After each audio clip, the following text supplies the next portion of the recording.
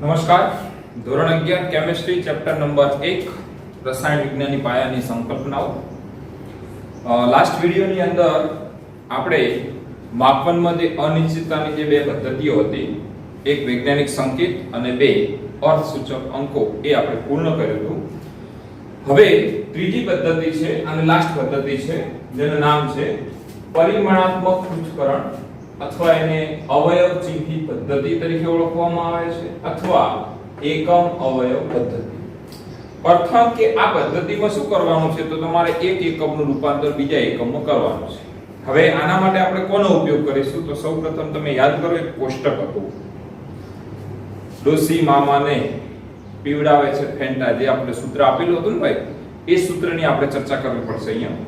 તો એની અંદર જે પૂર્વકો છે, મેગા છે તો 10 ની 6 ઘાત, નેનો છે તો 10 ની -9 ઘાત, આ બાબતો આપણને ખબર હોવી જોઈએ. જ્યારે તમે આ કામ કરવા બેસો છો, એ સમયે તમારી પાસે કોષ્ટક હોવું જોઈએ, અને પછી આપણે એકમની પદ્ધતિમાં ફેરફાર કરવાનો છે. હવે અહીંયા દાખલા તરીકે તમને આવો પ્રશ્ન પૂછાય કે ભાઈ 1 કિલોમીટર બરાબર ખાલી જગ્યા મીટર, તો એ આપણને આવડે છે ડાયરેક્ટલી, સીધું આપણને ખબર છે કે 1 કિલોમીટર બરાબર 1000 મીટર, 1 મીટર બરાબર ખાલી જગ્યા સેન્ટીમીટર તો 100 સેન્ટીમીટર. પણ એવી રીતે નથી કરવાનું. પદ્ધતિની જે રીત છે એ પ્રમાણે જવાનું છે. તો આપણે સૌપ્રથમ એક બુકનું જ ઉદાહરણ લઈએ કે તમને થોડું ખ્યાલ સારો રહે. સૌપ્રથમ આપણે એક ઉદાહરણ લઈએ છીએ, એક 3 ઇંચ બરાબર ખાલી જગ્યા સેન્ટીમીટર. સીધો જવાબ લખવાનો નથી, પદ્ધતિની જે પ્રોસેસ છે એ પૂરી કરવાની છે. તો અહીંયા તમે સમજો કે તમારે ઇંચ અને સેન્ટીમીટર એ બંને વચ્ચેનો સંબંધ મેળવવાનો છે. તો સૌપ્રથમ 1 ઇંચ,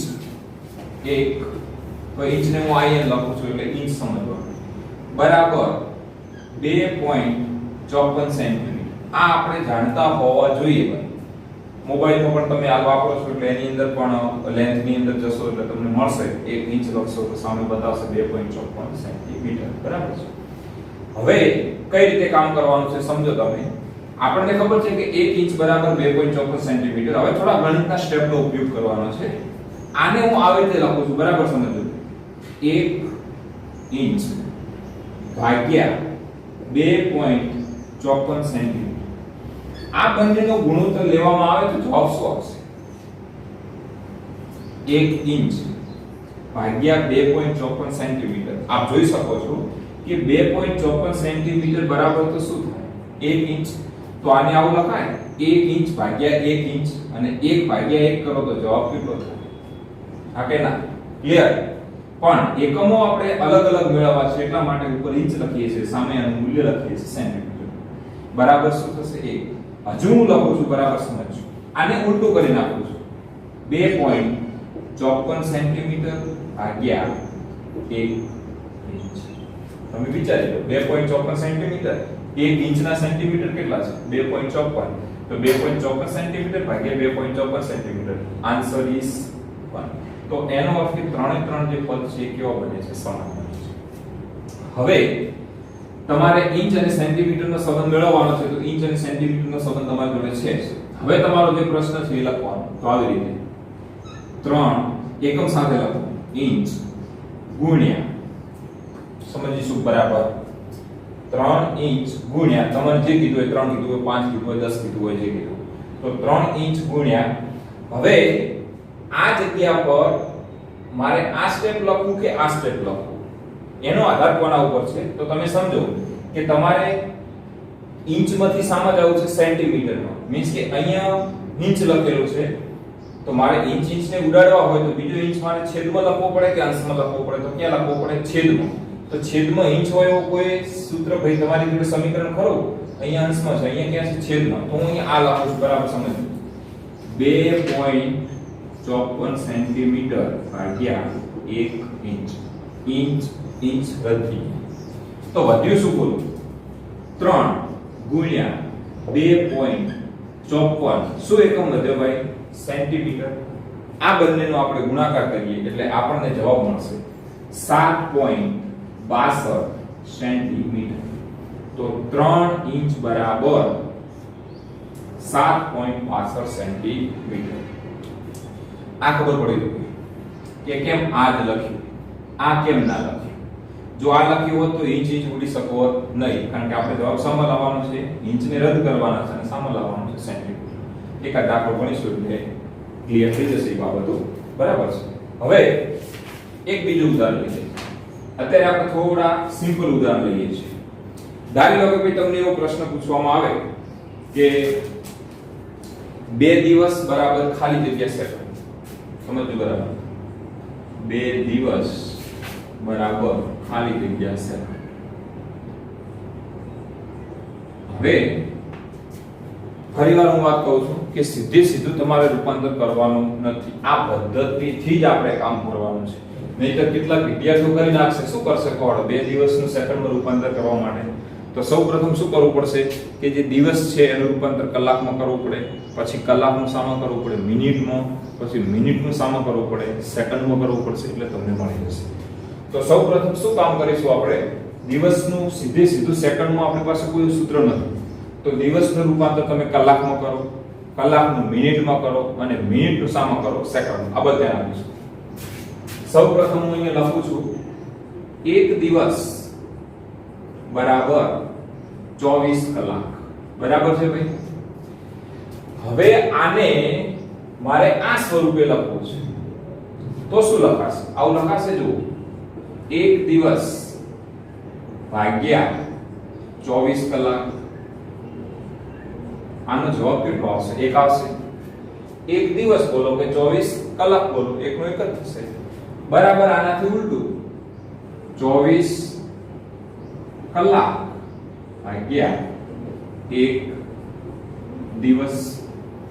તમારો સંબંધ ક્યાં આવ્યો? દિવસમાંથી સામા આવી ગયો કલાકમાં. હવે કલાકનું રૂપાંતર સામા કરો મિનિટમાં. તો આવું લખાશે 1 કલાક બરાબર 60 મિનિટ. ઓકે, આને આ સ્વરૂપે લખો તો આવું લખાશે 1 કલાક ભાગ્યા 60 મિનિટ બરાબર 1 બરાબર શું લખાય બોલો? 60 મિનિટ ભાગ્યા 1 કલાક. હજુ સુધી જવાબ આપણો મિનિટમાં છે. આપણે સામે લઈ જવાનો છે સેકન્ડમાં.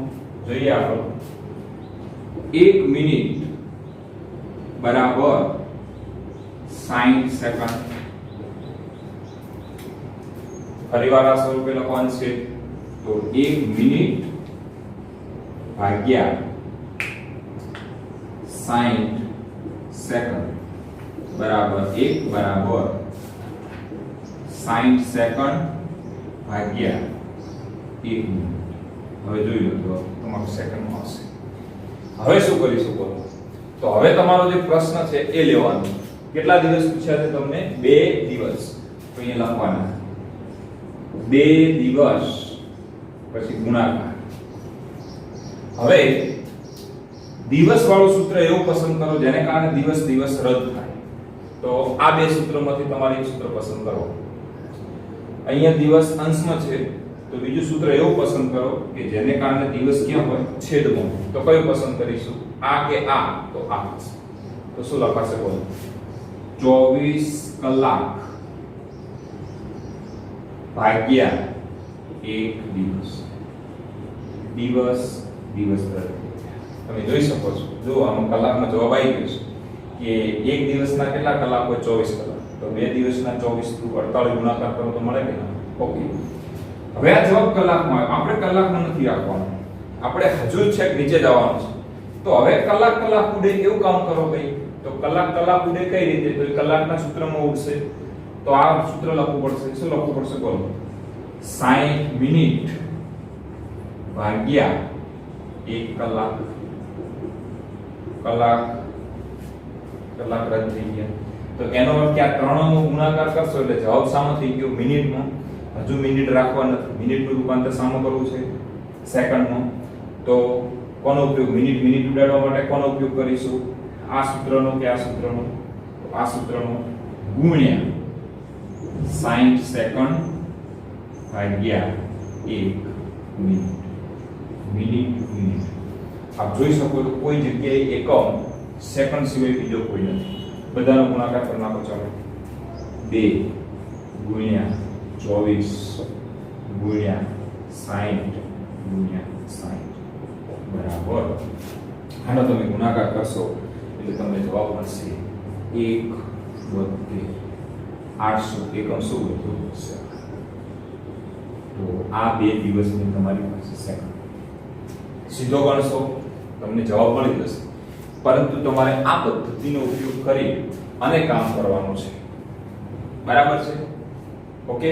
હવે આપણે એક બીજું પણ ઉદાહરણ લઈ લઈએ.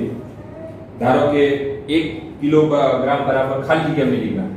સમજો બરાબર? 1 કિલોગ્રામ બરાબર ખાલી જગ્યા મિલીગ્રામ. અહીંયા તમે આનો જવાબ લખી શકશો 1/800. બરાબર છે? હવે પહેલું તો કિલોગ્રામ અને મિલીગ્રામ. તો એ શું કહેવા માંગે છે? તો કિલોગ્રામ નું સીધું તમે મિલીગ્રામમાં રૂપાંતર ના કરી દો તો શું કરવાનું કે કિલોગ્રામ નું શામાં રૂપાંતર કરવાનું? ગ્રામ. તો અહીંયા આપણને ખબર છે કે 1 કિલોગ્રામ બરાબર 1000 ગ્રામ. આ તો ખબર હોય ભાઈ આપણને. હવે આને અંશિત સ્વરૂપે લખો તો શું લખાશે? 1 કિલોગ્રામ ભાગ્યા 1000 ગ્રામ બરાબર 1 બરાબર 1000 ગ્રામ ભાગ્યા 1 કિલોગ્રામ. હવે તમારો જે જવાબ છે એ તમે જોઈ શકો છો શામાં આવ્યો છે? ગ્રામની અંદર. આપણે જવાબ શામાં લાવવાનો છે? મિલીગ્રામની અંદર. તો ગ્રામ અને મિલીગ્રામ વચ્ચે સંબંધ શું છે? તો આપણને એ પણ ખબર છે 1 ગ્રામ બરાબર 1000 મિલીગ્રામ. આને આ સ્વરૂપે લખો તો 1 ગ્રામ ભાગ્યા 1000 મિલીગ્રામ બરાબર 1 બરાબર 1000 મિલીગ્રામ ભાગ્યા 1 ગ્રામ. હવે ગ્રામ ને મિલીગ્રામ સંબંધ આવી ગયો આપણી જોડે. તો હવે તમારો જે પ્રશ્ન છે એને લઈ લેવાનો. 1 કિલોગ્રામ ગુણ્યા કયું પદ લખીશું? તો કિલો કિલો ઉડી જશે તો આપણને ખબર છે આ પદ લખવું પડશે 1000 ગ્રામ 1 કિલોગ્રામ. કિલોગ્રામ કિલોગ્રામ રદ થઈ ગયું. ગ્રામ નથી જોયું તો આપણે શું જોઈએ છે? મિલીગ્રામ. તો ગ્રામ ગ્રામ રદ કરવા માટે ગ્રામને છેદમાં લખવા પડશે. ફરીવાર 1000 મિલીગ્રામ 1 ગ્રામ. એકમ સાથે સાથે લખીશું. ગ્રામ ગ્રામ રદ થઈ ગયું.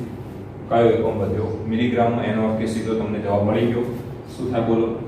1 ગુણ્યા 1000 ગુણ્યા 1 ગુણ્યા એટલે કે 10 ની 3 ઘાત ગુણ્યા 10 ની 3 ઘાત.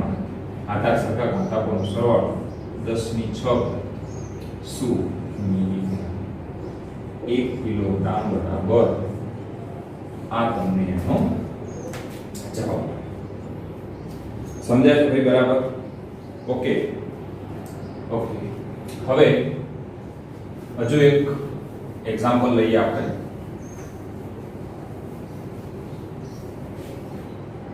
એ છે 1 કિલોમીટર બરાબર ખાલી જગ્યા નેનોમીટર. 1 કિલોમીટર બરાબર ખાલી જગ્યા નેનોમીટર. નેનોમીટર યાદ કરો કોષ્ટકમાં 10 ની -9. ઓકે. તો સૌપ્રથમ સીધો સંબંધ આપણી પાસે છે ને તો કિલોમીટરનું રૂપાંતર શામાં કરી નાખો? પહેલું મીટરની અંદર. શું થશે બોલો? 1 કિલોમીટર બરાબર 1000 મીટર. આને શું લખાય? 1 કિલોમીટર ભાગ્યા 1000 મીટર બરાબર 1 બરાબર 1000 મીટર ભાગ્યા 1 કિલોમીટર. મીન્સ કે કિલોમીટર અને મીટર વચ્ચેનો સંબંધ તમને ખબર પડી ગઈ. હવે શું કરવાનું છે? મીટર અને ક્યાં જવાનું? નેનોમીટર. તો એ તમે કોષ્ટકમાં જોશો તો તમને ખબર પડશે કે 1 નેનોમીટર બરાબર 10 ની -9 મીટર. આ બરાબર જોવાનું ભૂલ ના કરવાની. બરાબર. હવે આને એ સ્વરૂપે લખો 1 નેનોમીટર ભાગ્યા 10 ની -9 મીટર બરાબર 1 બરાબર 10 ની -9 મીટર ભાગ્યા 1 નેનોમીટર. હવે તમને મળી ગયું છે. સરખી નાખો. 1 કિલોમીટર ગુણ્યા શું કરીએ તો કિલોમીટર કિલોમીટર ઉડી જાય બોલો? આ સ્ટેપ લખવાથી કે આ સ્ટેપ લખવાથી? તો આ સ્ટેપ લખવાથી. 1000 મીટર, 1 કિલોમીટર, કિલોમીટર ઉડી ગયા. હવે શું ઉડાડવાનું છે ભાઈ? મીટર. તો કયું સ્ટેપ લખવાથી મીટર ઉડશે? આ કે આ? અહીંયા અંશમાં છે તો તમારે અહીંયા ક્યાં પસંદ કરવું પડશે? છેદમાં. તો છેદમાં તો અહીંયા નેનોમીટર છે તો તમારે આ પસંદ કરવું પડે. એ ભૂલ ના થાય. 1 નેનોમીટર 10 ની -9. ક્લિયર? ચાલો એ આ મીટર ઉડી ગયું. જે વધ્યું છે એ લખી નાખો. 1 ગુણ્યા 1000 ગુણ્યા 1 જવાબ શું? નેનોમીટર અને ભાગ્યા 10 ની -9. હવે ઉપરનો ગુણાકાર આટલો થાય ભાઈ 10 ની 3 ઘાત ભાગ્યા 10 ની -9. -9 ઉપર જાય તો શું થાય? 10 ની 3 ઘાત વત્તા 9 ઘાત 10 ની 12 ઘાત નેનો. એ તમારો જવાબ છે 10 ની 12 ઘાત નેનો. હવે એકદમ સિમ્પલ બાબત છે. હું તમને થોડા વધારે એક્ઝામ્પલ જે છે એ હોમવર્ક ની અંદર આપી દઉં છું. તો એ તમે લખી નાખો હોમવર્ક ની અંદર. અહીંયા લખું છું